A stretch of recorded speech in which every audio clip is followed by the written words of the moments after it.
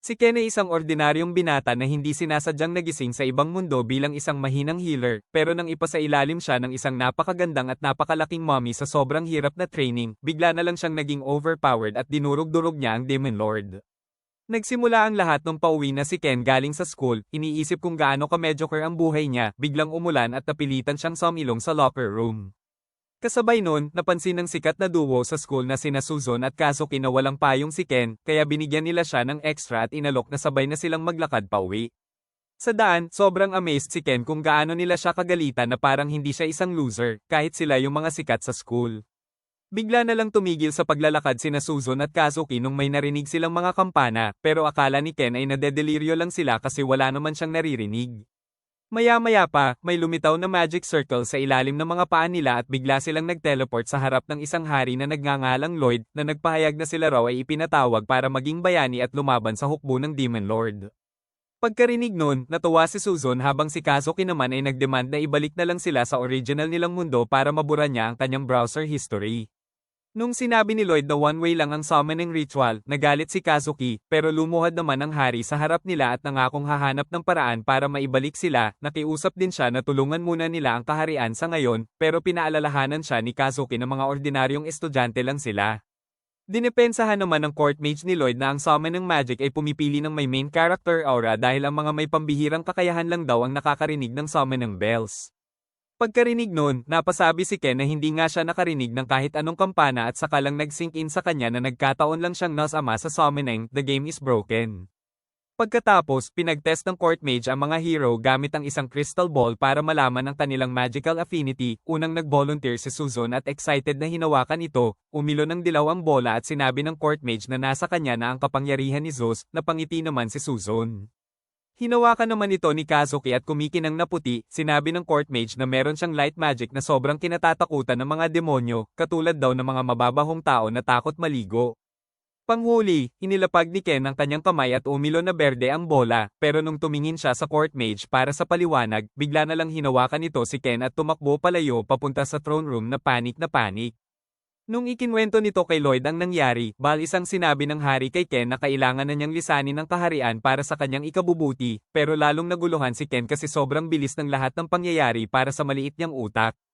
Kasabay nun, may isang napakagandang berde ang buhok na mommy na nagngangalang Rose na sum-iron ng pinto at parang may Elden Ring boss music na tumugtog sa background, dahan-dahan siyang naglakad papasok at tinanong si Lloyd tungkol sa mga hero, pero sobrang takot ni Lloyd para makapagsalita, ang court mage na ang nagsabi kay Rose na nasa kabilang kwarto ang mga hero, kaya umalis na ito.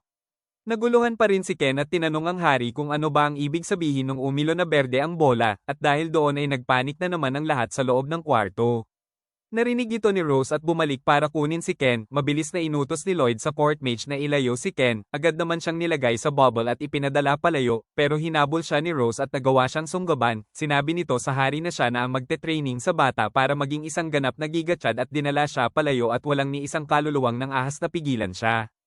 Maya-maya, sinabi ng court mage kina Suzon at Kazuki na ang affinity ni Ken ay para sa healing magic, na mas bihira pa raw sa pink ship sa Minecraft. Si Rose mismo ay isa sa mga bihirang healer na iyon at kinuha si Ken para sanayin bilang kanyang subordinate, ang problema lang ay sobrang higpit at lupit nito. Nang gabing iyon, sinabi ni Rose kay Ken na ni-recruit niya ito para sa kanyang rescue team bago ipinakilala sa kanyang mga alipin. Natakot agad ang mga lalaki kay Ken pero pinagsabihan sila ni Rose na maging mabuti at pinaghanda na si Ken para sa training bukas. Walang magawa kung hindi tanggapin ito ni Ken at natulog na, hindi niya alam na babangyusan siya ni Rose ng walang safe word. Kinabukasan, dumalaw sina Suzon at Kazuki sa bahay ni Rose para kamustahin si Ken at sinabi naman niya na eksakto lang siya sa lugar na gusto niyang mapunta, gamaan ang loob ng dalawa at hiningan siya ni Suzon ng good luck at sinabing magsisimula na rin siya ng training niya ngayong araw. Sinabi ni Ken na ang ganda-ganda niya sa suot niya at pagkatapos magpasalamat ni Kazuki kay Ken sa pagbibigay sa kanya ng motivation, bumalik na sila sa Royal Palace. Pagkaalis nila, nagpakita si Rose at nanginginig sa takot si Ken dahil sa nakakatakot na presensya nito, binigyan siya nito ng journal at pinagsulatan ng kanyang daily training regimen pati ang nararamdaman niya tungkol dito. Sumunod, sumama siya kay Rose sa training ground at pinaramdam dito ang init sa paligid ng kanyang puso. Sinabi ni Rose na ito raw ang kanyang mana at kailangan niya itong eye channel para magamit ang kanyang magic, pero malayo pa raw siya doon. Pagkatapos, pinabasa siya ni Rose ng libro, pero sinabi ni Ken na hindi niya maintindihan ang lengguwahe sa mundong ito. Nung binuksan niya ang libro ay nagulat siyang nababasa niya pala ito, at inexplain ni Rose na lahat ng hero ay may pre-built auto-translator. Ipinakita rin niya ang hangganan ng Linger Kingdom at ng Demon Territory at sinabing kailangan niyang basahin ang librong iyon para matuto tungkol sa mundong ito.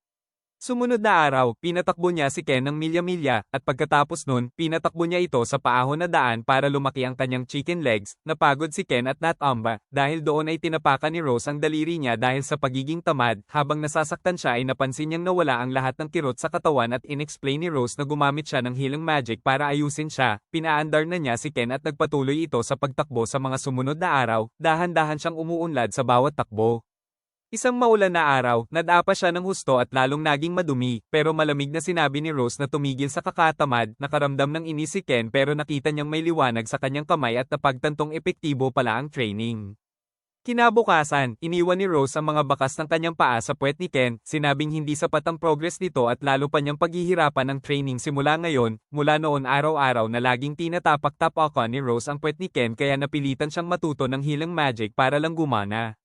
Makalipas ang ilang araw, ginamit niya ang kanyang magic para hindi siya mapagod at nakipagsabayan pa sa ibang estudyante ni Rose, pero patuloy pa rin sa pagiging mahigpit si Rose at ipinangako ni Ken na pagsisisihan niya ito sa pagpapalakas niya.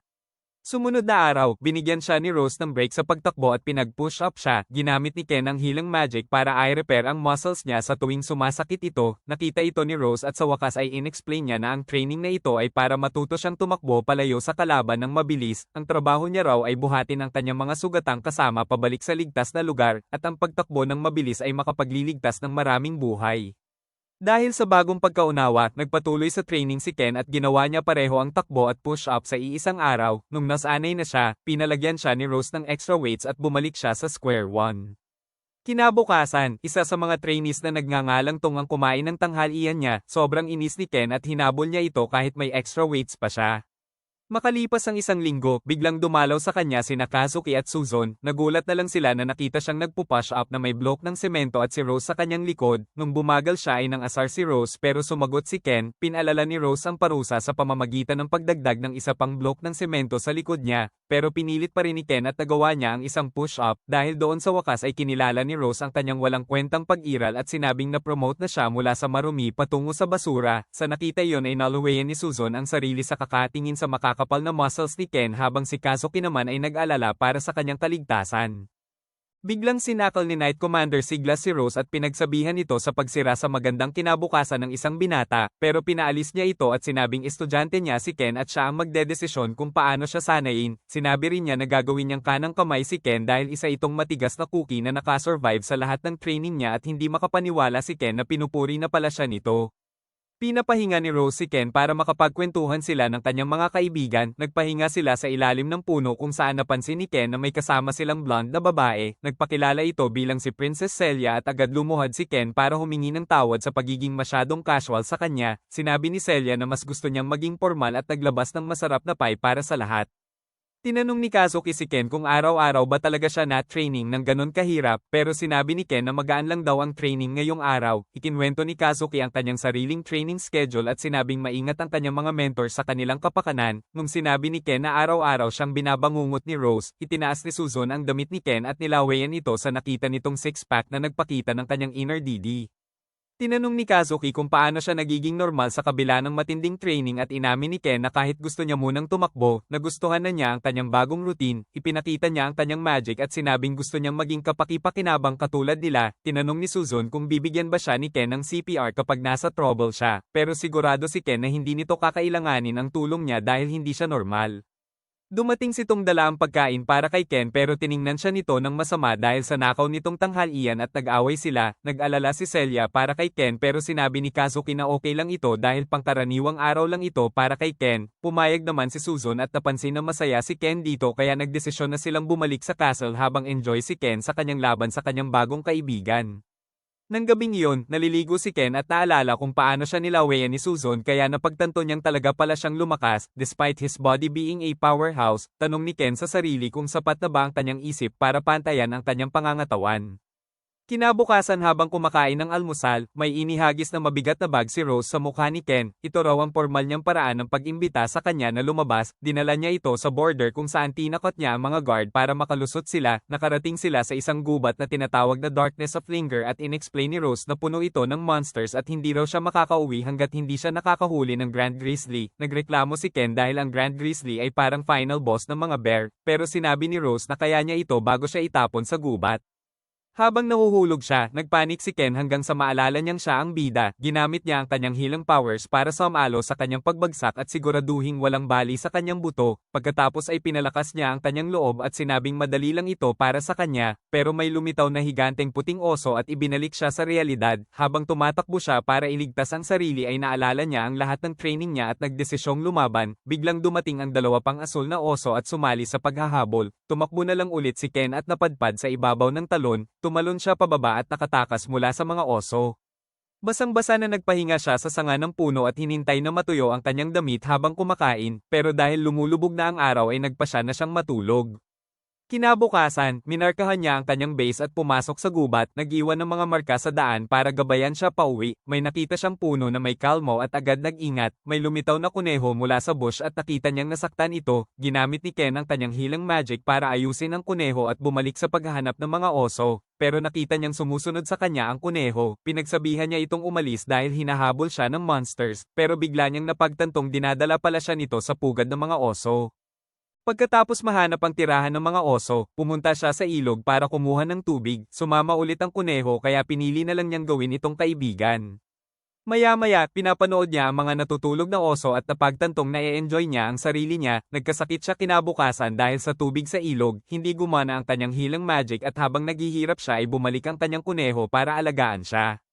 Kinabukasan, dinala siya nito sa isang lawa kung saan ligtas daw ang tubig. Habang tinitignan ni Ken ito ay biglang natakot ang kuneho at umakyat sa puno. Sumunod si Ken para tingnan kung ano ang nangyayari at nakita niya ang isang higanteng ahas na may bloodlust na lumalabas sa katawan nito. Sobrang takot ni Ken at nakalimutan niyang huminga at ipinangako sa sarili na lalayuan niya ang ahas. Makalipas ang ilang araw, pinanood niya ulit ang mga oso at kahit nakita niyang cute ang kanilang pamilya, alam niyang kailangan niya silang patayin para makauwi. Kinabukasan, nagdesisyon siyang harapin ang oso, pero nung pumunta siya sa kanilang tahanan ay nakita niyang hiniwa-hiwa na sila hanggang sa mamatay. Tiningnan ni Ken ang mga kagat at napagtantong ito ay gawa ng higanteng ahas na hindi naman gustong kainin ang mga oso kundi mangangaso lang para masaya. May nakita siyang buhay na baby bear sa rubble at nung nakita niya itong umiiyak para sa kanyang mga patay na magulang ay may kumurot sa kanyang puso. Ipinangako niya sa baby bear na ipaghihiganti niya ang kanyang mga magulang. Samantala, dumalaw sina Susan at Kazuki kay Rose para makita si Ken, pero nalaman nilang nasa gubat ito nagte-training sa loob ng 10 araw. Nag-alala si Kazuki dahil mas matagal pa itong nawala kesa sa tatay mo, pero sinabi ng mga tauhan ni Rose na si Rose ang masusunod dito at hindi nila kayang ibalik si Ken hanggat hindi ito nagsasabi. Sa kanyang pag-uwi, ibinahagi ni Kazuki ang kanyang pag-aalala kay Susan, pero tiniyak nito na may plot armor naman si Ken at makakabalik din ito. Samantala, gumawa si Ken ng sibat na kahoy para sa sarili at hiniling sa kanyang kaibigang kuneho na dalhin siya sa ahas. Nag-atubili ito pero pumayag din. Pagkatapos ng mahabang paglalakbay ay natagpuan ni Ken ang ahas, pero nagulat siya nang makita ang baby bear na andan din para sa paghihiganti. Kahit natakot, sinabi ni Ken sa sarili na nakakita na siya ng mas nakakatakot at sinalakay ang halimaw. Pinutok niya ang mata nito na parang lobo. Sa sobrang sakit ay pinalipad siya ng ahas papunta sa puno, pero gumaling siya gamit ang magic at hinugot ang kanyang kutsilyo para ipagtanggol ang sarili. Nung kinagat ng ahas ang kanyang braso ay tiniis niya ang sakit at sinaksak ito mula sa loob kaya kumawala ang ahas. Pero bigla niyang naramdaman ang lason sa kanyang dugo at kahit wala siyang experience sa paggamot ng lason ay nagawa niya ito. Nung umatake ulit ang ahas, tumulong ang baby bear kay Ken kaya nakapunta siya sa ibabaw ng ulo ng ahas. Sinuntok niya ito ng malakas hanggang sa mawala ng malay at isinaksak ang kahoy na sibat sa bungo nito hanggang sa mamatay ito. Pagkatapos ay niyakap siya ng baby bear pero hindi na makagalaw si Ken sa sobrang tindi ng kanyang mga tinamo. Bigla niyang naalala na ang bawat boss sa Sekiro ay may phase 2 at naisip niyang biglang mabuhay ulit ang ahas. Hindi makagalaw ay sinumpa ni Ken si Rose na nagpadala sa kanya sa kamatayan, pero bigla itong nagpakita sa huling segundo at tinapakan ng ulo ng ahas hanggang sa mamatay ito sa isang bagsak lang. Nagtaka si Ken kung paano siya nakarating dito at nalaman na ang kunhong naging kaibigan niya ay talagang alaga ni Rose na si Kakuro na isinugo para tiktikan siya. Sinabi rin ni Rose na nasa malapit lang siya buong oras kung sakaling kailanganin niya ng tulong at hindi niya inaasahan na makakatagpo siya ng ganito kalaking halimaw. Inexplain niya na ito ay nilikha ng Demon Lord at nabigong patayin ni Siglas noong huling invasion kaya tumakas ito sa gubat. Hindi rin niya inaasahan na matatalo ng ahas ang dalawang Grizzlies dahil kahit isa lang sa kanila ay sapat na para talunin ang isang buong unit ng Elite Troops. Sa wakas ay naintindihan ni Ken na ang kanyang puwet ay nakatakdang durugin simula pa lang, pero sinabi ni Rose na hindi naman niya inaasahan na mananalo siya. Gusto lang niyang matutunan ni Ken kung paano mabuhay sa laban na mas malakas ang kalaban. Inamin din niya na naintriga siyang subukan ang limitasyon ni Ken kaya hinintay niya ang huling sandali bago sumaklolo. Biglang umungol ang baby bear kay Rose kaya napagtanto ni Ken na may bago na pala siyang kaibigan. Dahil hindi pa rin makagalaw ay pinabuhat na lang siya nito sa baby bear at inanunsyo ni Rose na pasado si Ken sa test na may flying colors. Pagkalabas nila ng gubat, sinabi ni Rose kay Ken na qualified na siyang sumama sa kanya sa battlefield at may pag-asa raw na makakalabas siyang buhay. Nagtaka si Ken kung ano ang pinagsasabi nito at sinabi ni Rose na sisilakay na ang Demon Lord sa kanilang kaharian. Sasabihin niya kay Ken na mapupunta ito sa front lines bilang parte ng Vanguard. At nung nagtanong si Ken kung ano ang gagawin ng ibang healers, sinabi ni Rose na iba ang roles nila. Sabi ni Ken malayo pa raw siya sa lakas ni Rose pero sabi ni Rose may oras pa naman at sisipain niya ang puwet ni Ken hanggang sa pumorma. Samantala, tinawag ng Demon Lord si Amelia, isang busty commander na may napakalaking suso, at sinabihan na handa na ang mga puwersa para sa lakayin ng Linger Kingdom. Pinaalalahanan siya ng Demon Lord na kahit nagtagumpay sila noon, nakatakas pa rin ang mga tao sa kanilang kamay kaya inaasahan niyang galingan niya ngayon. Pagkatapos nitong tiyakin na magtatagumpay siya, lumabas ito sa halls para lang makahinga ng maluwag. Biglang sumulpot si Dr. Hirox at sinimulan siyang asarin, pero nung umalis na siya ay sinabi nitong may bago siyang nilikhang demon prototype at nag-interest ito. Pumunta siya sa lab kung saan ipinakita sa kanya ang isang higanteng ahas na monster na tinatawag na Balinak, pero naalala ni Amelia na may ginawa itong pareho dati na nawala noong nakaraang invasion. Naalala ni Hirox ang nangyari kaya ginawa niya itong mas malakas kaysa dati. Naisip ni Amelia na maganda itong panlaban sa mga kidnappers. Ang tinutukoy niya ay ang mga medic na nagbubuhat ng mga sugatan pabalik sa rear at pumipigil ng pagkamatay. At ang leader nila na si Rose ang siyang Katie sa kanyang puwet na hindi niya maalis. Gusto ni Amelia na talunin si Rose pero dahil commander siya ng invasion na ito at hindi direktang makakalaban, pumili na lang siya ng isang badass na itsurang Black Knight bilang kapalit niya.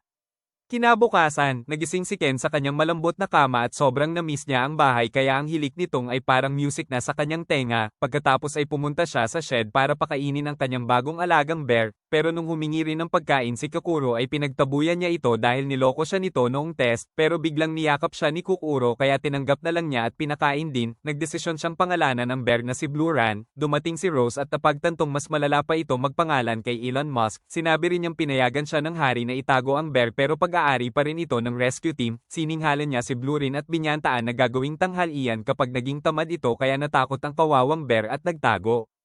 Pagkatapos, pinasa ni Rose si Blue Rin kay Ken habang may extra weights at sinabing simulation ito ng mararanasan niya sa battlefield. Akala ni Ken magiging madali lang ito pero bigla siyang inambush ni na Tom at ng ibang miyembro ng rescue team. Nagtaka siya kung ano ang nangyayari at sinabi nilang sinisimalate nila ang battlefield kaya lalo siyang bumilis ng takbo. Tuloy-tuloy siyang inaambush ng parami ng paraming tao, pero pagkatapos ng 4 na oras na pag-iwas at pagtakbo ay tuluyan ng napagod si Ken at bumagsak. Biglang nagpakita si Rose at sinabing mas matagal pa raw siya sa kama kumpara sa oras ni Ken sa field. Ginamo niya ang muscles ni Ken gamit ang kanyang magic at pinagpahinga ito dahil uulitin daw nila ang run mamaya.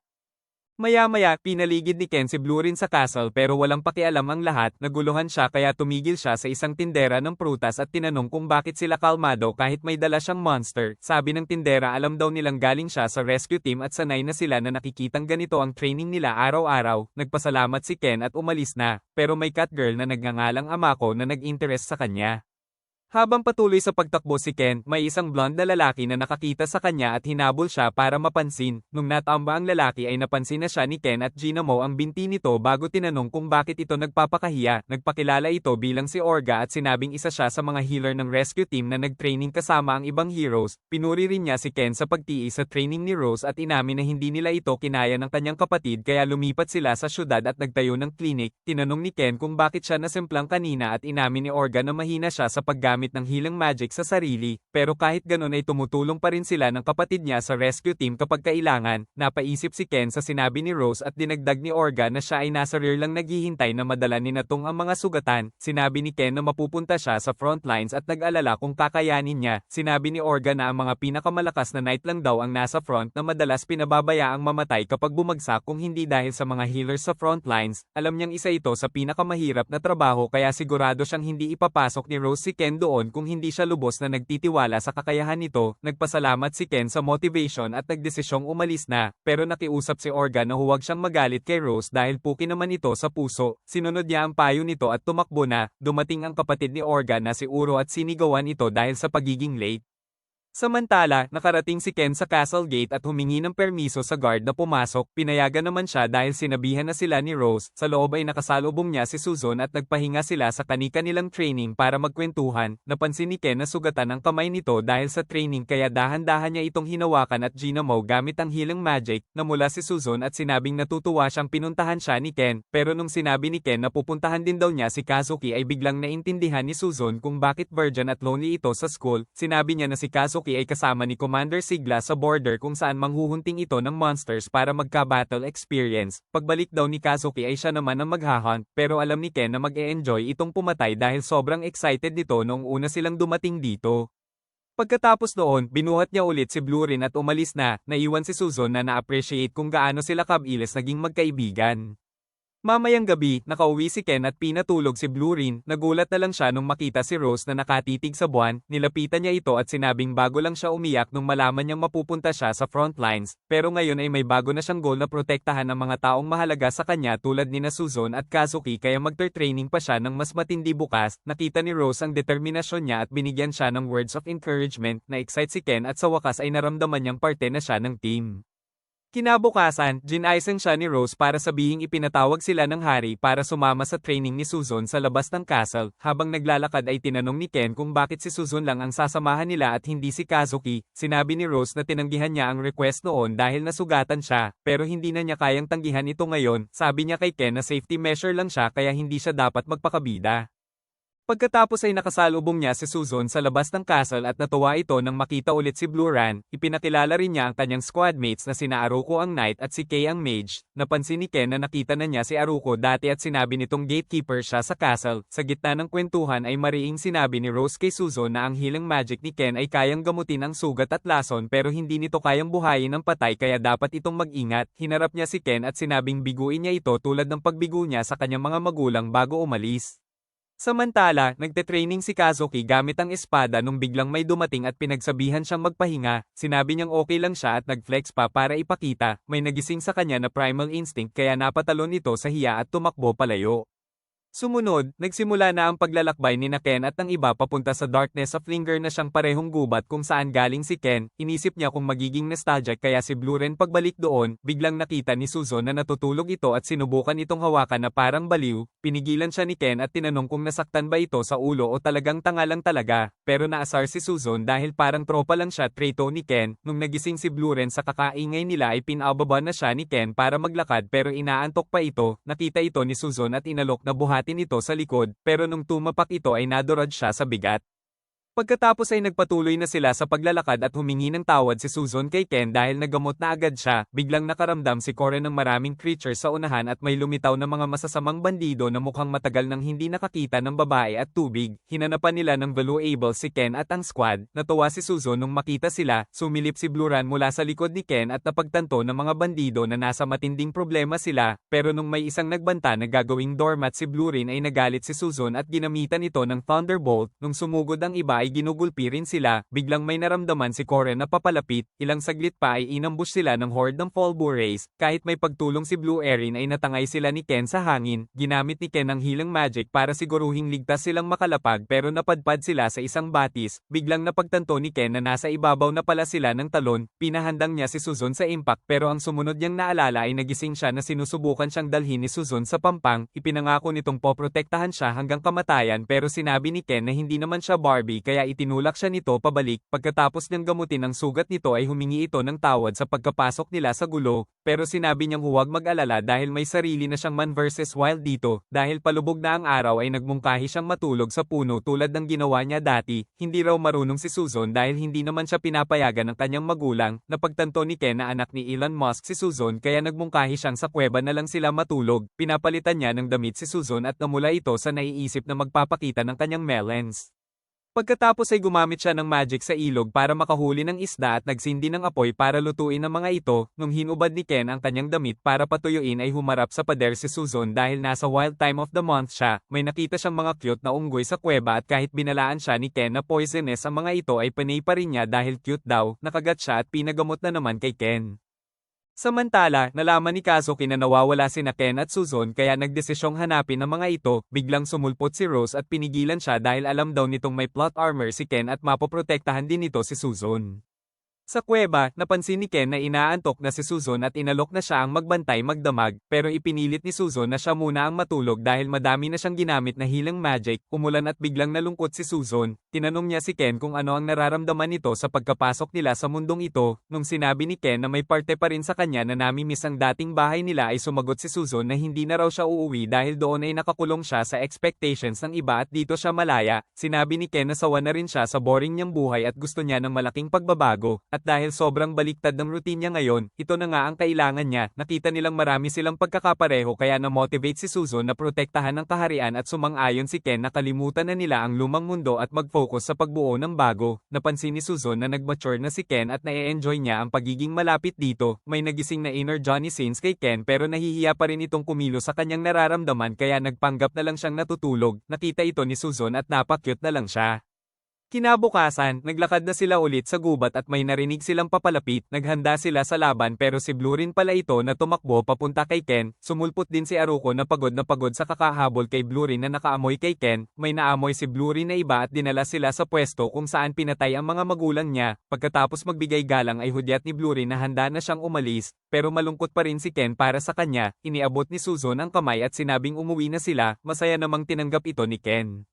Pagbalik nila sa Royal Palace, humingi ng tawad si Lloyd sa pinagdaanan nila. Sinabi ni Ken na okay lang dahil nakakita na siya ng mas malala. Tinanong ni Lloyd kung kumusta ang training at kinabahan si Ken nung tumingin kay Rose bago sumagot na mahal niya ang bawat araw dahil ayaw niyang mabali ang kanyang mga itlog. Pinaalis na sila pero may tinago pang usapin sina Rose at si Gus kaya nagtaka si Ken. Biglang sumugod si Kazuki kasama si Celia at sinigawan sila sa pag-aalala nito sa kanila. Pero nagkunwari lang silang nasa theme park kaya lalong naguluhan si Kazuki. Nung nakaupo na sila sa labas ay sinabi ni Kazuki na pinigilan daw sila ni Rose na hanapin sila dahil sigurado itong kakayanin nila. Inakala ni Kazuki na dahil may tiwala si Rose kay Ken, pero ang totoo ay mas matindi pa ang pinagdaanan ni Ken kaya parang picnic lang sa kanya ang gubat.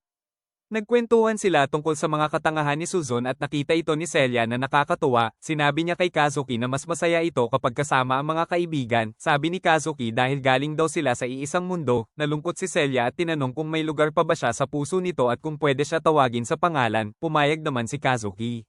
Sa kabilang banda, nag-usap ang hari kasama sina Rose, si Gus, at ang advisor na si Sergio. Sinabi ni Sergio na ang mga Bures na umatake sa party ng hero ay galing sa malalim na bahagi ng gubat at parang may tinatakasan. Naniniwala si Lloyd na gawa ito ng Demon Lord kaya inutusan niya si Siglas na ihanda ang lahat ng puwersa at si Sergio na ipaalam sa mga ministro. Si Rose na lang ang natira at alam na niyang ipapadala siya para alamin ang eksaktong lokasyon ng Demon Army. Humingi ng tawad si Lloyd pero mapagkumbabang tinanggap ito ni Rose at sinabing bagay talaga siya sa trabaho dahil mas mabilis pa siya tumakbo kaysa sa tatay niyo nung kayo ay ipinanganak. Bago umalis ay hiniling ni Lloyd na maging commander ulit siya tulad ng dati pero tumanggi siya dahil hindi raw siya karapat-dapat. Kahit inalo siya ni Lloyd ay naalala niya ang dami niyang sundalong namatay sa ilalim ng kanyang command at ang peklat sa kanyang mata ay paalala na hindi siya worthy na mag-command kaya niya ginawa ang rescue team para makabawi sa kanyang pagkakamali. Pero may isa pa siyang goal, ang maghanap ng subordinate na hindi mamamatay. Pagkatapos ng maraming taon ay natagpuan na niya ang perpektong lalaki na sobra ang plot armor kaya pati si Reiner ay nagmumukhang noob. Inilista niya lahat ng qualities ni Ken at dinagdag na ang pinakamalaki sa lahat ay hindi ito sumusuko kahit anong pagdaan niya. Bigla niyang napagtantong sobra na siya sa kadaldalan at humingi ng tawad bago umalis para magpatrol. Kinabukasan, may iniwang sulat si Rose para kay Ken na nag-uutos na mag-deliver ng letter sa isang lugar habang siya ay may importanteng gagawin. Samantala, ginagabayan ni Amelia ang mga demonyo sa paggawa ng tulay sa gitna ng malakas na ulan, pero tingin ng Black Knight ay annoying brat siya kaya nagalit si Amelia. Nung nag-away sila ay napagod ang Black Knight sa kanyang kadaldalan at umalis na lang. Dumating si Hirok para sabihing malapit nang matapos ang tulay at na-excite si Amelia na dumurog ng mga bungo ng tao. May nakita ang mga tauhan niyang isang human scout pero pinagsabihan sila ni Amelia na huwag pansinin at mag-focus sa tulay. Biglang may naghagis ng giant log na some iris sa tulay at tumingala si Amelia para makita si Mommy Rose na parang final boss na nag-Aura Farm. Dito naalala ni Amelia ang huli nilang laban pero tumakbo na si Rose dahil ang tanging trabaho niya ay mag-scout lang. Kinabukasan, nagde-deliver si Ken ng sulat sa syudad at nadaanan niya ang tindera ng prutas na nakasalamuhan niya dati at napansin siya ni Amako. Nakarating siya sa bahay na pinagdalhan ng sulat at ito pala ang klinik ni na Uro at Orga. Sinalubong siya ni Uro at pagkatapos magpakilala ay napagod si Ken sa kanyang kadaldalan kaya hiniling niyang makita si Orga. Dinala siya nito sa examination room kung saan nakita ni Ken si Orga na gumagamit ng healing magic. Napagtanto niyang mas magaling pa pala si Orga sa kanya pagdating sa healing. Inabot ni Ken ang sulat kay Orga at habang nag-uusap sila ni Uro ay tiningnan niya ito at kinabahan bago ibalik sa envelope. Ikinwento ni Uro kung gaano sila ka-excited noon na maging mentee ni Rose pero sobrang hirap ng training kaya hindi nila kinaya at umalis na lang sila. Napansin din niyang mas masaya ngayon si Rose at naniniwala si Ken na dahil may bagong punching bag na ito, biglang may isang lokal na sumugod at nag-ulat ng aksidente. Nagtungo sila sa lugar at may nakita silang tatlong sugatan, tig-isa silang tatlo sa paggamot at napagtanto ni Ken na ito ang unang beses na makakaharap siya ng ganito kalaking injury at nag-alala kung handa na ba siyang makakita ng mas malala sa battlefield. Biglang binigyan siya ni Orga ng words of encouragement at naalala ni Ken ang sinabi ni Kazuki sa kanya. Nag-focus si Ken at nagamot niya ang sugatan. Sa kanilang pag-uwi ay pinuri ni na Orga at Uro ang kanyang kakayahan at inalok siyang tumulong sa klinik kung may free time siya, pero may main character things na gagawin si Ken kaya umalis na siya. Pinuri ni Uro si Orga sa pagtulong na pakalmayan si Ken. Biglang nagseryoso si Orga at sinabi kay Uro na pinapaghahanda na sila ni Rose para sa digmaan. Nawala ang ngiti ni Uro at sinabi ni Orga na nag-aalala siya para kay Ken dahil hindi pa ito nakakaranas ng tunay na laban. Alam niyang tinrain siguro siya ni Rose para sa araw na ito pero gusto pa rin niyang tumulong at tiniyak niyang magiging maayos ang lahat. Samantala, bumili ng prutas si Ken at pauwi na sana nang harangin siya ni Amako na biglang nagsalita ng kung ano-ano tungkol sa pagiging mesaya niya. Tumingin si Ken sa mga mata nito at biglang nagpakita sa kanya ng vision kung ano ang magiging itsura ng labanan. Nakita niya ang Black Knight na hinihiwa-hiwa ang lahat ng kakilala niya kasama na sina Suzon at Kazuki. Sinabi ni Amako na malaking tulong na ang naibigay niya bago tumakbo. Pero tuluyan nang nasira ang utak ni Ken sa nakita niya. Hinabol niya si Amako para makakuha ng sagot pero nawala ito at naiwan siyang desperado. Pumunta si Ken sa gatekeeper at tinanong kung nakita nito ang babae pero sabi ng lalaki hindi naman daw. Biglang sumulpot si Rose at tinanong kung anong problema. Natakot ang gatekeeper kay Rose at umalis. May nasabi si Ken tungkol sa pagiging menace nito at sinakal siya nito sa mukha bilang parusa. Pagkatapos bitawan ay sinabi niyang nagpatrol siya at nakita ang hukbo ng Demon Lord na gumagawa ng tulay para makatawid papuntang Linger. Sinira daw niya ang tulay. Tinanong ni Ken kung alam ba nito ang ibig sabihin ng scouting at sinakal na naman siya nito sa mukha. Habang naglalakad pa uwi ay tinanong ni Ken si Rose tungkol kay Amako. Sinabi ni Rose na isa itong fox girl na sumulpot sa Linger 2 taon na ang nakakaraan, nakatakas daw ito sa mga slave trader. Inexplain niya na mahalaga ang mga beast rolls dahil magaling daw sila sa sloppy toppy at dahil may special skills din sila. Tinanong ni Ken kung kasama ba sa skills na ito ang paggawa ng illusions tulad ng nightmares o ng isang terrible possible future. Narinig ito ni Rose at kinuwento ang tungkol sa beast skin na kilala bilang Oracles of Time na parang Doctor Strange sa mundong ito. Sobrang bihira raw ng mga beast folks na iyon at hindi umaalis ng bahay. Sinabi ni Ken kay Rose na nabasa niya ito sa libro para hindi maghinala. Pagkatapos nun, pinauwi na ni Rose si Ken habang siya'y tumungo sa palasyo para magulat sa kanyang nakita at nagpasalamat si Lloyd sa pagsira niya ng tulay. Pero sigurado siyang makakapasok pa rin ang mga demonyo sa kanilang lupain sa loob ng ilang araw, kaya nagdesisyon si Lloyd na kausapin ang mga tao bukas at inutusan si Seryo na maghanda. Ilang saglit pa ay ipinatawag sa palasyo sina Suzon at Kazuki, at nakasalubong nila si Celia sa daan na kakaiba ang kilos kay Kazuki at pinagmadali sila papuntang palasyo. Pagkaalis nito ay nagtaka si Suzon kung tinanggihan ba ni Kazuki na kantutin si Celia kaya ito nalungkot. Samantala, hindi makatulog si Ken dahil sa ipinakita sa kanya ni Amako at iniisip kung ipinakita ba sa kanya ang future dahil may kapangyarihan siyang baguhin ito. May nakita siyang maliwanag sa labas ng bintana at sinilip ito, nakita niya si Kazuki na naghihintay sa labas. Nagsama sila at tinanong niya kung sobrang excited ba ito para matulog, pero tumahimik lang si Kazuki kaya nag-alala si Ken. Sinabi ni Kazuki na ipinatawag sila ng hari at sinabing magsisimula na ang digmaan laban sa Demon Lord. Habang excited si Suzon ay naging iyakiro si Kazuki at tumakbo siya palapit kay Ken, nanginginig siyang umamin na sobrang takot siyang lumaban at hindi rin siya gumaling kahit sa training niya. Dinagdag niyang sobrang bait ng mga tao sa kanila at may expectation sila sa kanya na lalong nakakatakot. Narinig ito ni Ken at sinabing sobrang astig ni Kazuki sa paningin niya dahil akala niya dati ay hindi ito natatakot sa kahit ano. Naniniwala si Ken na ganun din ang tingin ng iba kay Kazuki kaya napipressure ito, pero sinabi rin niyang hindi naman kailangan ni Kazuki na sumunod sa expectations ng iba palagi. Tinanong ni Kazuki kung ano ang nararamdaman ni Ken sa digmaan at sinabi niyang mapupunta siya sa front lines para magligtas ng iba. Inamin din niyang takot siya pero desidido na siya at hindi na aatras. Nabanggit ni Kazuki na pwedeng mamatay si Ken doon pero hindi alam ni Kazuki na bida si Ken. Narinig ito ni Kazuki at sinampal ang sarili sa sobrang pagiging duwag maghapon at sa bago niyang kumpiyansa ay ipinangako niyang lalaban para protektahan ng iba. Pinagsabihan siya ni Ken na huwag masyadong magpakagulit pero desidido na si Kazuki at nagpasalamat kay Ken sa pagpapagaan ng loob niya. Pagkatapos ng intense na bromance ay bumalik na si Kazuki sa castle at biglang sumulpot si Suzon mula sa pagtatago para asarin si Ken. Alam ni Ken na sinundan nito si Kazuki dahil nag-aalala ito at inamin naman ni Suzon yon. Masaya siyang napalakas ni Ken ang loob ni Kazuki.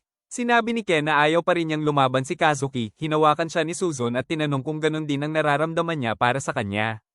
Sumagot si Ken na iba ang kaso ni Suzon dahil desidido na itong manatili sa mundong ito at umamin naman ito na tama siya bago tumungo sa castle. Kinabukasan, ipinaalam ni Lloyd sa kanyang mga puwersa ang tungkol sa paparating na labanan at pinaiyak sila sa hype sa pagsasabing nasa kanila ang kapangyarihan ng Diyos at anime. Sinabi rin niyang sasali ang rescue team sa digmaan at sisiguraduhin ng kanilang incredible healers na walang mamamatay. Pagkatapos makinig sa morale-boosting speech ay binisita ni Kazuki si Celia sa kanyang chambers at napagtanto nitong nagpapalam na ito bago lumaban. Hiningan niya ito ng good luck na may ngiti at ipinangako ni Kazuki na babalik siya. Tinawag niya ito sa pangalan gaya ng kahilingan nito at namula ito at nag-alala habang papalayo si Kazuki. Nang gabing iyon sa bahay ni Rose, sobrang excited ni Uro na makita si Blurin na ngayon ay malaki na parang fully grown bear. Nung sinubukan niya itong alagin ay sinampal ni Blurin ang kamay niya kaya nalungkot si Uro. May nakita si Ken na si Orga na nahihirapan magbuhat ng medical supplies at tinulungan niya ito. Tiningnan ni Orga si Uro at nabanggit na first battle nito at ginagawang tanga para lang ma-distract ang sarili. Habang nag-uusap sila ay sinabi nitong kay Ken na gusto siyang makausap ni Rose at kinabahan si Ken para sa kanyang mga itlog. Pagpasok niya sa kwarto ay pinaalalahanan siya ni Rose tungkol sa role niya sa battlefield at sinabihan din siyang huwag maging clumsy sa pag-heal. Tinanong ni Ken kung ano ang ibig sabihin nun at inexplain ni Rose na kung gagamutin niya ang mga may minor wounds ay makakasagabal lang siya. May inihulog na kahon si Rose at binuksan ito ni Ken para makita ang kanyang sariling rescue team uniform na ikinatuwa niya. Habang sinusuot niya ito ay mariing sinabi ni Rose na hindi siya immortal at ang pinakamasamang magagawa niya sa battlefield ay ang hindi pagpapahalaga sa sarili niyang buhay. Casually sinabi ni Ken na wala naman siyang planong mamatay pero hinawakan siya ni Rose sa mukha at mariing sinabing huwag siyang maging tanga.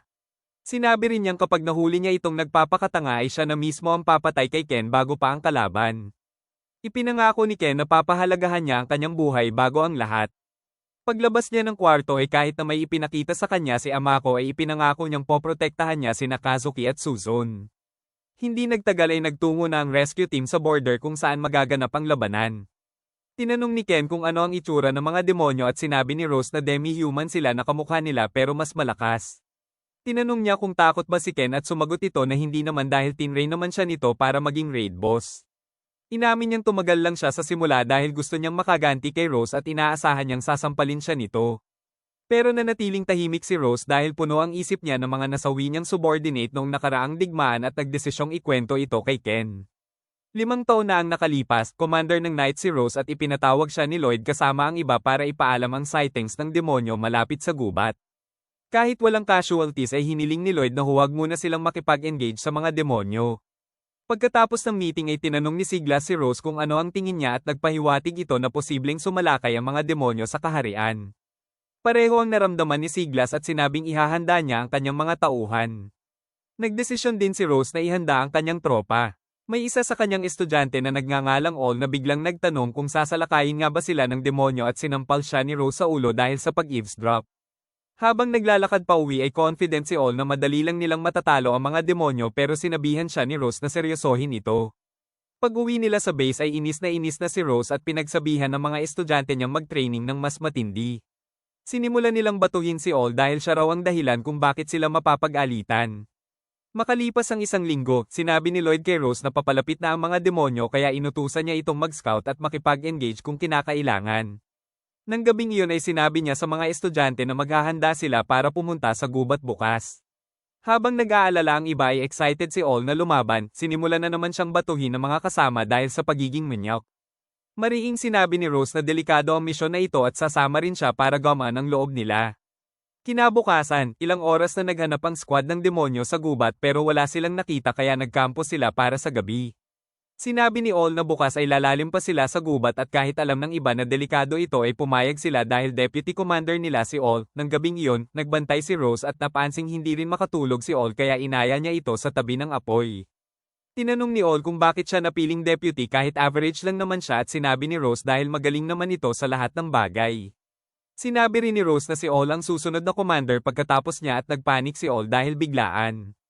Tingin niya hindi siya bagay sa trabaho dahil hindi naman siya nakikinig kahit kanino at kung ano lang ang tingin niyang tama ay iyon ang gag-away niya hanggang sa nakilala niya si Rose na walang pake sa kanyang mga morals at pinagsasampal siya hanggang sa magbago siya. Habang normal na araw lang iyon para kay Rose ay iba ang tingin ni All dito. Sinabi niyang karamihan ng tao ay mapapagod sa kanyang kakulaitan pero hindi sumuko si Rose sa kanya. Naniniwala siyang ganon din ang tingin ng iba kay Rose dahil ito ang pinaka nakakaintindi sa kanila, kaya si Rose lang daw ang pwedeng maging commander nila. Narinig ito ni Rose at pinitpit ang noo ni All at sinabing isa lang siyang brat na ayaw iwan ng pugad. Sinabi rin niyang dahil siya ang pinaka nakakaintindi sa kanila ay hindi niya ipapasa ang command sa taong hindi karapat-dapat.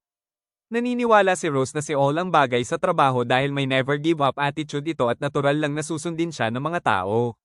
Pagkatapos ng ilang words of encouragement ay pinatulog na ni Rose ang lahat at napansin ni All na nakikinig pala silang lahat.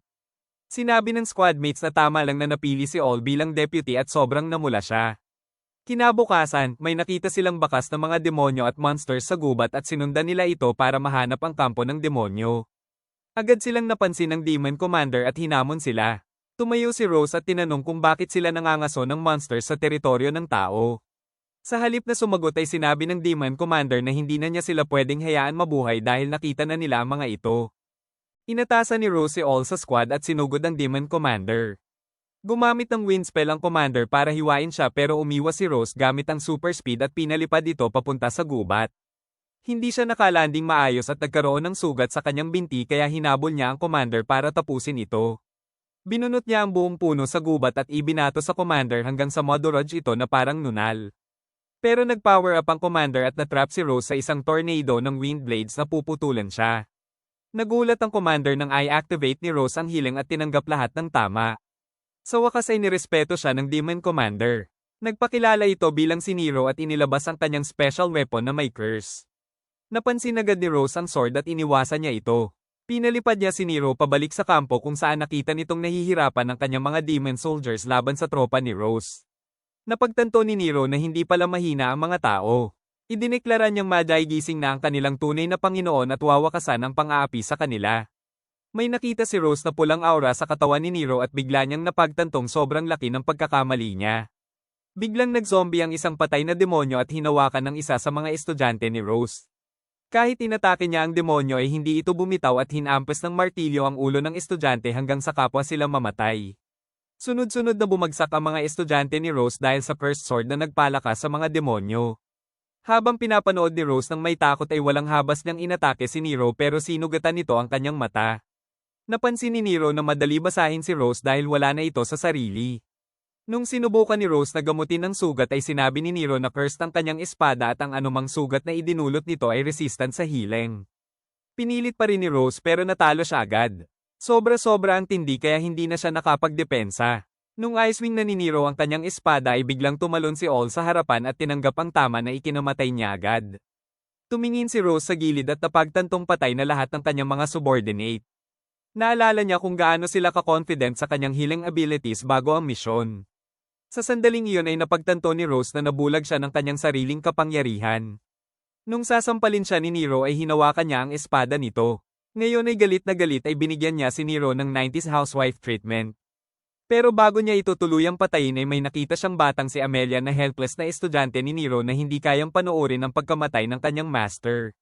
Nakita ni Rose ang luha ni Amelia at parang reflection ni All iyon na bumuto sa kanyang puso dahil napagtanto niyang hindi naman pala nagkakalayo ang mga demonyo sa tao. May narinig siyang boses ni All at gumapang siya para gamutin ang sugat nito. Hindi gumana ang healing gaya ng sinabi ni Nero at sinabi ni All na huwag nang sayangin ang magic ni Rose dahil masaya naman siyang mamatay na kasama siya sa laban. Sinabi niyang ganun din ang naramdaman ng iba bago siya bumitaw.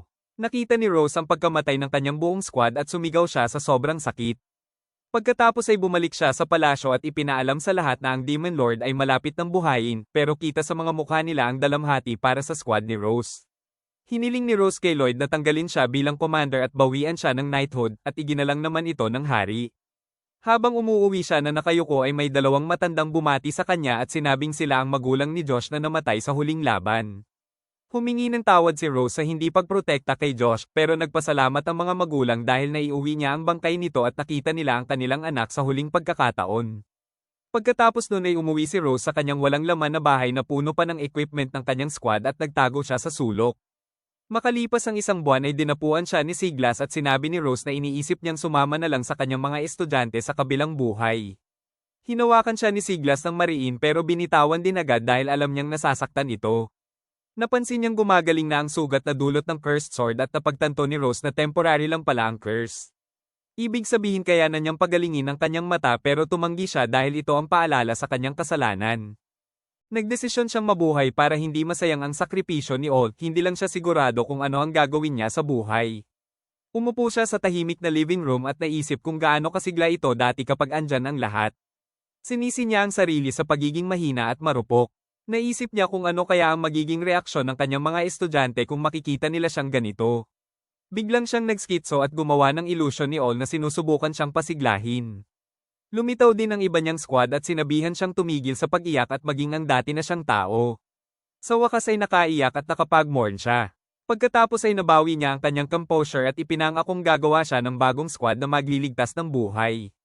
Nagsimula siyang maghanap ng recruits para sa rescue team. Sa kasalukuyan, sinabi niya kay Ken na sa lahat ng mga taong iyon, siya lang ang tanging nakita niyang kayang maging efficient sa parehong healing at fighting kaya sigurado siyang hindi mamamatay si Ken. Samantala, natapos na ng mga demonyo ang paggawa ng tulay at handa na ang Black Knight na maglaro ng Fruit Ninja gamit ang kanilang mga katawan. Binalaan sila ni Amelia tungkol sa mga medic dahil nakita na niya ang kaya ni Rose, pero ang pagkakataong lumaban ng ganito kalakas ay lalong bumuhay sa Black Knight. Makalipas ang ilang araw, nagtayo ng kampo ang mga human forces malapit sa border at maagang nagising si Ken para mag-clear ng isip. Napansin niyang gising din si Susan at excited ditong ipinakita ang kanyang bagong armor sa pag-asang mahuhulog si Ken sa kanya at bibigyan siya ng backshots.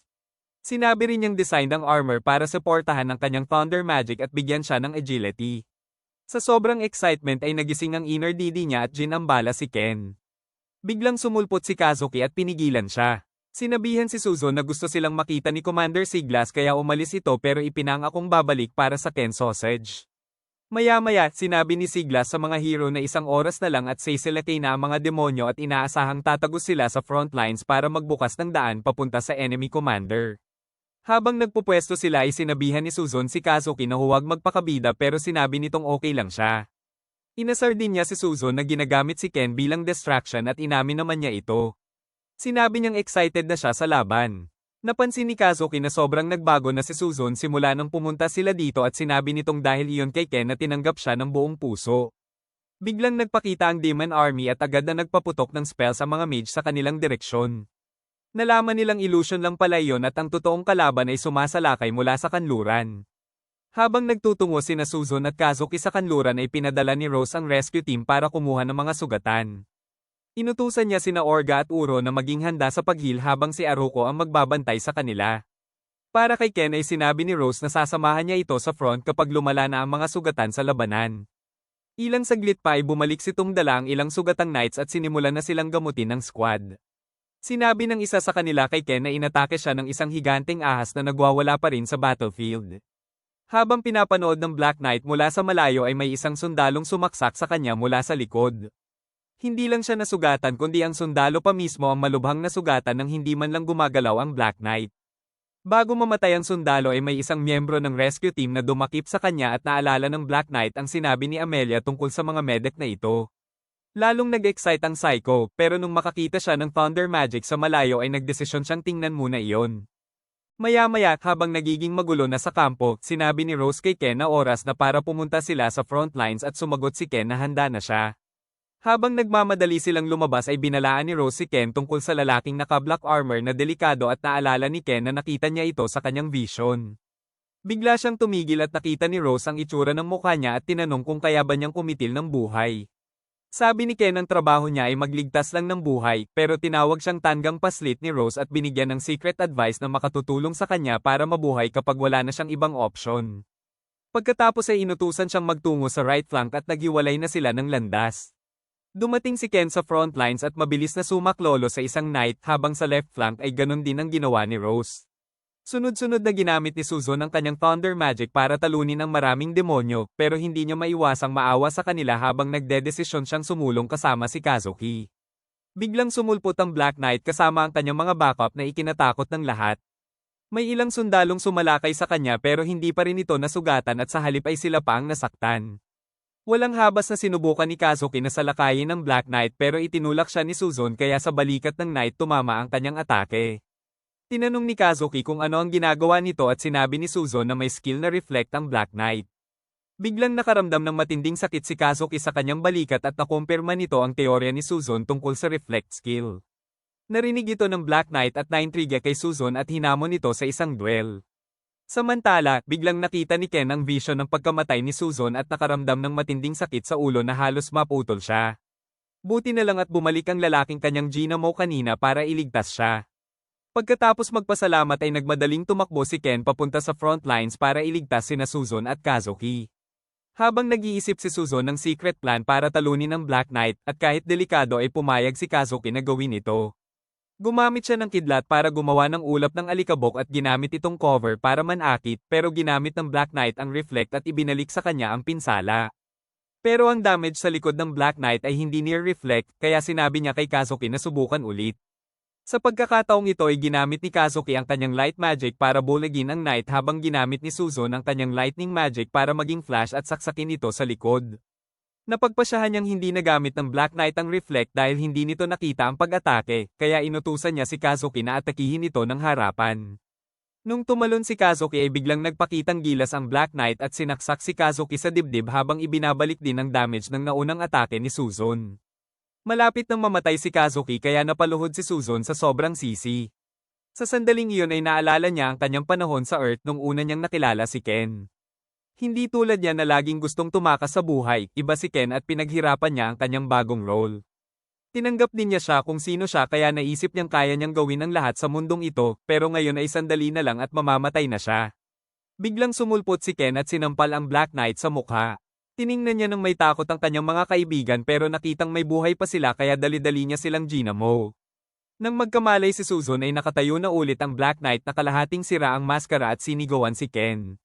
Pagkatapos ay ini-regenerate nito ang maskara at sinugod si Ken pero hinawakan ni Ken ang kanyang mga kaibigan at tumakbo. Nung maabutan sila ng Black Knight ay tumigil si Ken at inexplain ni Susan ang mga skills ng Knight. Pero kahit papaano ay gumana ang suntok ni Ken laban dito, ibig sabihin siya lang ang kayang lumaban dito. Narinig ito ni Ken at sinugod ng harapan ang Knight. Pagkatapos umiwas sa mga atake nito ay lumapit siya at sinuntok ito sa mukha. Muling nabasag ang armor nito at nagalit ito kaya walang habas na sumugod. Nagising din si Kazuki at pareho silang namangha ni Susan nang makita si Ken na nakikipagsabayan sa Black Knight. Sinaksak nito ang kamay ni Ken pero natunaw ang armor nito kaya nagtaka si Ken kung bakit hindi gumagana ang mga atake nito sa kanya. Napansin ni Susan na patuloy na ginagamot ni Ken ang kanyang sarili habang lumalaban. Ibig sabihin sa bawat paghawak niya sa Knight ay nagagamot din niya ito. Bigla niyang napagtanto na ang pinakamahinang punto ng Black Knight ay ang healing magic at hindi sinasadyang nagagamot siya ni Ken kaya siya natatalo. Lumalabas na mas mabilis gumaling ang mga sugat na dulot ni Ken kaysa sa paggamit niya ng reflect pero ang lakas ng suntok ni Ken ay nag-iiwan sa kanya ng matinding sakit. Napaluhod ang Black Knight at hindi maintindihan kung bakit hindi gumagana ang skill niya. Galit niyang inilabas ang kanyang ultimate weapon pero walang pakialam si Ken at sinugod ito ng harapan, maingat na umiwas sa atake nito at sinuntok ng buong lakas sa tiyan na tinawag niyang healing punch. Gumamit siya ng malakas na healing magic sa katawan nito na tuluyang sumire sa armor at nawala ng malay ang knight. Nang mahuli ang kanilang commander ay tumakas sa mga demonyo at itinuring na bayani ng digmaan si Ken. Nagpasalamat si Suzon sa pagsagip sa kanilang buhay at tinanong kung paano niya naisip ang healing punch. Sinabi ni Ken na dahil iyon kay Rose. Kanina nung sinabi niyang ayaw niyang kumitil ng buhay ay sinabihan siya ni Rose na lagyan ng healing magic ang kanyang kamao at sumuntok para mawala ng malay ang kalaban ng hindi pinapatay. Biglang sinabi ni Kazuki na lumipat na sa frontline ang ahas kaya nagdesisyon silang pumunta agad doon. Pero pinigilan ni Rose si Ken at pinagsabihan kung bakit halos mamatay ang mga hero siya dapat ang sumasaklolo sa kanila. Ikinwento ni Ken ang lahat ng nangyari at humanga si Rose dahil nagawa niyang mag-isa na talunin ang knight. Pinabalik na niya ito sa kampo dahil kontrolado na raw ang labanan, kaya ipinaalam ni Ken sa iba at tumakbo pabalik. Samantala, natakot si Amelia nang malaman na ang kanyang pinakamalakas na sundalo ay nahuli ng mga tao. Tinanong niya ang informant kung sino ang may gawa nito at sinabing isang miyembro ng rescue team na naka-white uniform. Akala niya ay si Rose pero sinabi ng informant na ibang tao. Narinig ito ni Amelia at inutusan si Hirak na tawagin ang ahas dahil aatras na sila. Inamin niyang hindi sapat ang kanilang puwersa para depensahan ang kampo at hindi pa nga nakadeploy ang low-budget commander nilang si Erwin. Pumayag naman si Hirak na tawagin ang ahas pero nung susubukan niya itong utusan ay nakita niya ni Suzon at Kazuki na nakatayo sa harapan nito, handang tumama para mapatay ito. Bumalik sa kampo, maayos ang lahat hanggang sa may nakita silang malakas na flash ng liwanag at kulog sa langit na hudyat na napuksan na ng mga hero ang ahas. Dahil doon ay idineklara ni Rose na panalo na sila sa laban na ito, pero babalik daw ang mga demonyo para sa round 2. Binigyan din niya ng credit si Ken sa kanilang tagumpay ngayong araw dahil kung hindi nito ginamo ang mga hero at tinalo ang Black Knight ay tiyak na matatalo sila. Sa unang pagkakataon sa maraming taon ay ngumiti si Rose at sinabing proud siya kay Ken. Biglang naging worth it ang lahat ng pinagdaanan ni Ken. Sobrang naantig siya kaya naiyak at inamin niyang sobrang takot siya nung pumunta siya sa front lines. Sa kabila nun ay masaya siyang nakikipaglaban kasama si Rose na nagpaalala sa kanya kay All na minsan ay nagsabi rin ng parehong bagay. Sa wakas ay naramdaman ni Rose na nakaredeem na siya at pinuri si Ken sa pananatiling buhay. Bigla itong napahiga sa kanyang mga bisig dahil sa sobrang pagod. Pagkatapos ng digmaan, nag-relax si Ken kasama si Blue rin sa shed at naalala kung paano siya ginawang bayani ng hari sa harap ng lahat. May isa sa kanyang mga subordinate na nagsabing ipinatawag siya sa castle at dapat daw mag-ingat sa paglalakad sa bayan. Naguluhan si Ken at nagtungo sa castle. Napalibutan siya ng kanyang mga fans sa daan na para bang si iShowSpeed na nag-world tour. Kahit papaano ay nakaabot siya sa castle gates kung saan nakatayo si Aruko na nagpapasalamat sa pagsagip niya sa kanyang mga kasama. Pagkatapos magkwentuhan ay nagtungo siya sa throne room kung saan sinabi ni Siglas na kailangan nito ang tulong niya sa pag-interrogate sa Black Knight. Tinanong ni Ken kung bakit at sinabi ni Siglas na ayaw daw nitong magsalita hanggat hindi natutupad ang kanyang demand na makita si Ken. Habang pababa siya sa dungeons ay sumama si Suzon dahil calling dibs daw siya sa sausage ni Ken. Pinaalalahanan siya ni Ken na natalo na siya sa Black Knight noon pero naasar si Suzon at sinabing unfair naman daw ang laban na iyon. Sinabi ni Siglas na ang Black Knight ay gumagamit ng dark magic na nagka-cancel ng healing magic. Ibig sabihin, mas brutal pala ang mga suntok ni Ken dito kaysa sa inakala niya. Tinanong ni Ken kung nabigyan na ba ito ng medical attention at nung sumagot ng hindi ay nagmadali si Ken pababa sa selda para tingnan ito. Alam niyang nasasaktan ito dahil direkta niyang tinanggap lahat ng suntok niya. Pero nung sinabi nitong ni-enjoy naman daw nito ang sakit ay nagbiro si Suzo na ang kinky raw nito. Tinanong ni Ken kung bakit siya gusto nitong makita at sinabi nitong gusto lang makita ang mukha ng lalaking pumukpok sa kanya na parang si Johnny Sins. Narinig ito ni Ken at hiniling kay Siglas na buksan ang selda para mabigyan niya ito ng injection. Pagpasok sa loob ay inilapit niya ang kanyang kamay para matuno ang armor at inilapat sa pisngi nito para gamutin ang mga sugat. Nung gumana ang healing ay napaiyak ito dahil sa sobrang sarap ng pakiramdam at hiniling na hawakan pa siya nito ng matagal para maramdaman yon. Kinabukasan, personal na pinangasiwaan ni Rose ang training ni Ken at pinaalalahanan siyang sisilakay ulit ang mga demonyo kaya kailangan siyang maging handa. Akala ni Ken ay i-level up ni Rose ang kanyang healing magic pero ngumisi ito at sinabing sasampalin niya ito ng malakas at kailangan niyang umiwas. Habang tumatakbo si Ken para iligtas ang sarili ay nakipagtalo siya na kaya naman niyang magpagaling kahit masaktan. Pero sinabi ni Rose na ang mga sugat na dulot ng cursed weapons ay hindi kayang gamutin, sabay tapon sa kanya. Pero gumamit si Ken ng healing magic para lumapag ng maayos. Biglang sinugod ni Rose at sinuntok sa tiyan ng sobrang lakas kaya nawalan siya ng malay. Paggising niya ay nakahinga siya ng maluwag, akala niya makakapagpahinga na pero naghihintay pala si Rose at sinuntok na naman siya. Pagkatapos ng training ay nakita niya ang Black Knight at nagreklamo tungkol sa sobrang hirap na training pero hindi nito maintindihan kung bakit siya kumikilos na parang magkaibigan sila. Nung sinabi niyang gusto lang naman niyang kamustahin ito ay nahiya ito at isinuot ang armor at pinaalis siya. Sa kanyang paglabas ay nakita niya si Kazuki na nagpe-practice ng light magic habang si Celia ay fangirl lang dito na ibang-iba sa treto ni Rose kay Ken. Inasar siya ni Kazuki tungkol sa pagpapaiyak niya sa Black Knight. Nung naiinis na siya ay inalo siya ni Celia at sinabing kahit ang hari ay umaamin sa kanyang mga pagsisikap. Inamin din ni Kazuki na patay na siya kung hindi dahil kay Ken. Bigla niyang napagtantong hindi niya dapat sinabi yon sa harap ni Celia. Pagkaalis ni Ken ay sinubukan ni Kazuki na tumakas kay Celia pero hinawakan siya nito sa damit at hiniling na sabihin ang lahat ng nangyari. Samantala, habang pauwi si Ken at umaasang hindi ipapapatay ng hari ang Black Knight, nagtungo si Rose sa mga selda para makipag-usap dito. Sinabi niya sa Knight na may dalawa itong option, either manatili sa selda na ito o maging estudyante niya. Noong una ay nagrebelde pa ang Black Knight pero ilang segundo lang ay hinubog na siya ni Rose gamit ang nakakatakot niyang persona. Nilagyan pa ni Rose ng kwelyo ang leeg nito na bumablock ng lahat ng mana at pinilit itong tanggapin ang pangalawang option. Habang tumatakbo si Ken kasama si Blue Rin ay bumalik si Rose at sinampal siya dahil sa pagte-training sa kanyang rest day. Napansin ni Ken na may bitbit itong Black Knight sa balikat at nagulat siya. Sinabi ni Rose na andito ito para maging miyembro ng rescue team. Nang gabing iyon, sinabi ni Rose kay Ken na kanina sa kanilang pag-uusap ng hari ay nabanggit ang kanyang pangalan. Gusto ng hari na humingi ng tulong sa ibang mga bansa laban sa Demon Lord at pumili siya ng 3 representatives na ipapadala sa ibang kaharian, sina Suzon, Kazuki, at Ken dahil naniniwala si Lloyd na silang tatlo ang may kakayahan para sa ganitong delikadong misyon. Kinabukasan, nagtungo si Ken sa bayan para bumili ng journal at napagtantong sikat na siya sa mga babae. Biglang sumulpot si Suzon at nagsimulang manligaw pero may nakita si Ken na si Amako at hinabol ito. Nung maabyutin niya ay sinabi nitong oras na para bayaran niya ang utang at hilingin na iligtas ang kanyang ina. Sumama si Suzon at na-fangirl sa pagkakita sa cute na fox girl na ikinainis ni Ken. Ibinaba niya si Amako at hiniling nitong mag-usap sila ng pribado. Samantala, nagsimula na ang training ng Black Knight pero sobrang hirap na gusto na lang niyang mamatay. Biglang sumulpot si Rose at sinampal ang kanyang puwet kaya lalo siyang bumilis ng takbo. Dinala ni Kenny na Suzon at Amako sa bahay at tinanong kung bakit nito ipinakita sa kanya ang vision na lahat sila ay pinatay ng Black Knight. Sinabi ni Amako na wala siyang choice dahil mamamatay ang mga hero at magigiba ang kaharian. Inamin niyang may kapangyarihan siyang makita ang future at nung una niyang nakita ang vision na iyon ay umalis siya sa Beast King territory para maghanap ng healer. Sinabi rin niyang matagal nang hindi nagmulat ng mata ang kanyang ina at kailangan niyang siguraduhing hindi babagsak ang linger para makahingi siya ng healer na magliligtas sa kanyang ina. Tinanong ni Ken kung bakit hindi nito nilapitan sina Uro o Orga at sinabi nitong dahil hindi sila marunong lumaban. Tinanong ni Suzon kung bakit hindi nito kinausap si Rose pero halata naman daw kung bakit. Natira na lang si Ken. Pero naniniwala si Suzon na baka hindi ito makapunta dahil may misyon ito.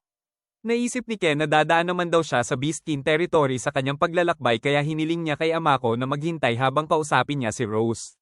Sinabi ni Rose na ang pagkawala ng isang Oracle of Time ay posibleng magdulot ng civil war sa loob ng Beast King, kaya umalis siya para ipaalam sa hari at tingnan kung may magagawa sila para sa ina ni Amako. Nung bumalik si Ken kay Amako ay alam na nito ang nangyari dahil sa kanyang kakayahan kaya nagpasalamat ito at umalis muna. Sa gabi, kumakain na parang mga hayop ang ibang miyembro ng rescue team habang ang Black Knight ay nakaupo lang at pinagsisisihan ang bawat desisyong nagdala sa kanya rito. Sumama sa kanya si Ken at binigyan ng journal katulad ng ibinigay sa kanya ni Rose noong unang araw. Namula ito. Ipinagpatuloy nito ang training sa mga sumunod na araw at isang araw ay sumama si Ken para i-boost ang kanyang morale kaya napagtanto niyang raid boss nga ito. Makalipas ang ilang araw ay may narinig siyang malalakas na thud mula sa gubat at iniskip ang training para tingnan. Nalaman niyang galing iyon kay Rose na nanununtok kay Ken sa tiyan. Sinisigawan ni Rose si Ken dahil hindi ito umiwas sa mga atake pero nagmatigas si Ken na palagi naman daw nitong pinapalitan ang atake. Pagkatapos magsigawan ay nag-umpisa ulit. Sa wakas ay nakaiwas si Ken sa unang pagkakataon pero bumaba ang kanyang depensa at nasuntok na naman. Sa kabila nun ay natuwa siya dahil umusad na siya at natakot ang Black Knight sa sobrang kabaliwan nito. Habang nagpapahinga sila ay sinabi nito na nagiging halimaw na siya tulad ni Rose at napangiti si Ken. Tinanong niya kung ano ang pangalan nito at kahit huli na ay nahihiyang sinabi nitong Fel. Biglang sumulpot si Blurin at na-distract si Ken kaya nainis si Fel dahil walang reaksyon ito sa pagbanggit niya ng pangalan. Sa sobrang inis ay tumakbo ito ng mabilis hanggang sa bumagsak at makatulog habang kumakain. Nang gabing iyon, palihim na naglakad si Fel sa halls at narinig ni Rose na binibrief si Ken tungkol sa kanyang misyon na maghatid ng sulat ng hari. Kinabukasan habang maagang nagja-jogging siya ay dinala ni Ken si Amako sa throne room kung saan yumuko si Lloyd dito at nagpasalamat sa pagsagip sa kanilang kaharian. Inutusan niya si Ken na magtungo sa nation ng Myerch para i-deliver ang sulat at pinilay niya ito dahil malapit ito sa Beastkin territory. Binigyan siya ni Wellesley ng detailed information tungkol sa kanyang ruta at bibisita siya sa 3 bansa para maghatid ng sulat bago pumunta sa Beastkin territory para tulungan ang ina ni Amako. Sinabi rin niyang sasamahan siya ng ibang hero sa kanyang unang destinasyon, pagkatapos ay mag-isa na siyang maglalakbay kasama si Amako at ang mga attending knights na kanyang pipiliin. Pinili ni Ken si Aruko bilang una niyang knight at mapagkumbaba nitong tinanggap ang misyon. Tinanong si Ken tungkol sa pangalawa niyang knight at itinuro niya ang kanyang lobby bear na si Bluran. Samantala, tumatakbo si Fel at nahabol siya ni Rose. Akala niya tatakbo ito sa Demon Territory para i-report ang misyon ni Ken pero nakita niyang ibang ruta ang tinatahak nito, ibig sabihin nagte-training lang talaga siya. Tinanong ni Fel kung bakit hindi siya nag-aalala na mag-isa si Ken sa malayong lugar at buong kumpiyansang sinabi ni Rose na kailangan ng isang buong army para lang makalmat ang isang tulad ni Ken. Tinanong niya si Fel kung balak ba nitong sundan si Ken sa paglalakbay dahil obsessed na ito dito. Umaming hindi naman daw at napapagod lang siya sa ganitong kahirap na buhay, kaya sinampal ni Rose ang kanyang puwet at sinabing oras na para dalhin siya sa isang espesyal na lugar. Nang gabing iyon, sinabi ni Ken kay Fel na aalis na siya bukas at pabirong tinanong kung miss na ba siya nito. Nainis si Fel dahil siya ay makakatakas sa matinding training ni Rose habang siya ay maiiwan at sinipa ito. Pagkaalis nito ay sumulpot si Rose at sinabi kay Ken na minamaliit ng ibang bansa ang mga healer, kaya kung may mambuli sa kanya ay may buo siyang permiso na paluin ang mga ito hanggang sa Lomambot. Inamin din niyang malaki ang ipagbabago ng paglalakbay na ito kay Ken kaya sinabi niyang may malaki siyang expectations dito bago umalis. Naiyak na naman si Ken pero pinunasan niya ang luha at inamin na grateful siya na may tulad ni Rose na may expectation sa kanya. Kinabukasan, nakita niya sina Orga at Uro na nag-goodbye sa kanya, habang nagpaalam naman sina Kazuki at Suzon kay Celia at sabay-sabay silang naglakbay para makakilala ng bagong tao. Dinala naman ni Rose si Fel sa peak na tanaw ang Darkness of Linger para ipasailalim sa parehong test na pinagdaanan ni Ken at pinasa niya ng may flying colors. Nasa karwahe si Ken at lumingon sa kanila sa peak pero tumingin siya sa kanyang mga kaibigan na excited sa bagong adventure na ito na sa isabayan nila.